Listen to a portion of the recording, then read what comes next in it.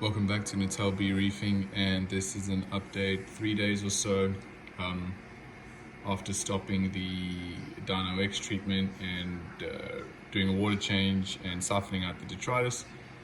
Everything looks pretty much exactly the same as it looked before. Still not seeing any real algae to speak of. A couple of little touches of green hair really deep in the rock and things. But otherwise the polyps are slowly starting to open on the gonies again. That's the only piece that wasn't affected by the breakdown of the tank, or the meltdown of the tank, should I say. The clam is still looking okay.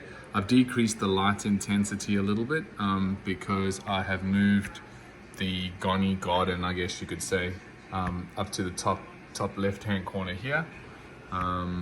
There's that one there. You can see how the polyps aren't extending very much because I think it's just starting to poke their little head out after the treatment. And then these are the glitter gonies here that are still closed up. I'm just trying to open a little bit.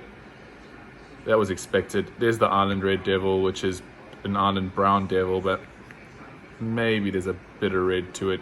It also hasn't retracted or bleached or anything, so fingers crossed that one stays okay. Zero consumption of alkalinity in 3 days though, so I don't know if that's a good or a bad thing. Probably just a no thing for now. Nothing's growing.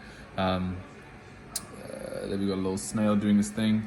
Yeah, everything seems to have sort of gone on pause. The coralline algae is kind of paused where it is. The corals have sort of paused now. I know that normally what happens, something pauses, and I mean, either it's going to die or it's going to come back. I don't know, but we'll have to wait and see. The other addition that I have is I have put in these Wi-Fi plugs, which now make it easier to switch things on and off. I don't have to touch the plugs when my hands are wet, because as you can see in this cabinet, there's tons of electricity. I really hate like doing something and thinking, oh man, I didn't put the filter off, I didn't put the skimmer off, or the return pump still on or something, and then I got to stick a wet hand in there and flick on those plugs. So there's the old ones and there's the new one, and I can also now quite easily set the ATO and stuff like that to on and off when I'm doing water changes and stuff without having to fiddle with it. I'm thinking about ditching the Triton method and just going back to what I was doing before that was working, and I don't think this is because the Triton method failed me. I think it's a fantastic method. I did see a lot of color, a lot of polyp extension, and fantastic growth of the corals.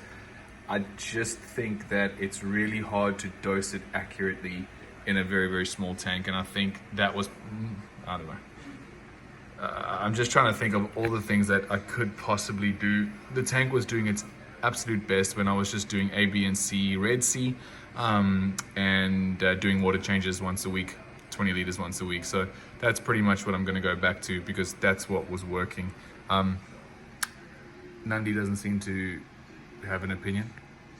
Hey, Poodle, do you have an opinion? Do you have an opinion? No. All right. So yeah, the gold torch, I'm very glad nothing horrible happened to that. And this is the area here that JP and Little Nums are starting to prepare for eggs. I think they, as you, even if you could tell, but we are missing a fish, and it was Flush, the firefish. He got brutalized to death because every time he came anywhere near, let's say, this half of the tank, the clownfish just destroyed him. He had chunks missing out of his body, pieces missing out of his fins. It was horrid. But yeah, so this is the situation that we're in now. There's probably going to be a return back to the methods of the past that worked really well. Simple stuff, A, B, C, water changes. I think that's the most important for now, stability and water changes. I'm also going to maybe try and automate the water changes. I got to figure out where I'm going to put like containers and stuff around here.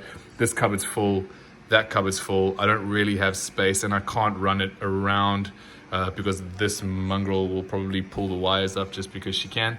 But yeah, so I think if I can automate the water changes, that might be nice. Otherwise, just do it by hand like I used to. I mean, it's not that hard. It's a 20-liter bucket. So yeah, that's the plan for now. And I want to thank you guys for watching and keeping up with it if you have been keeping up. And yeah, cool. Peace.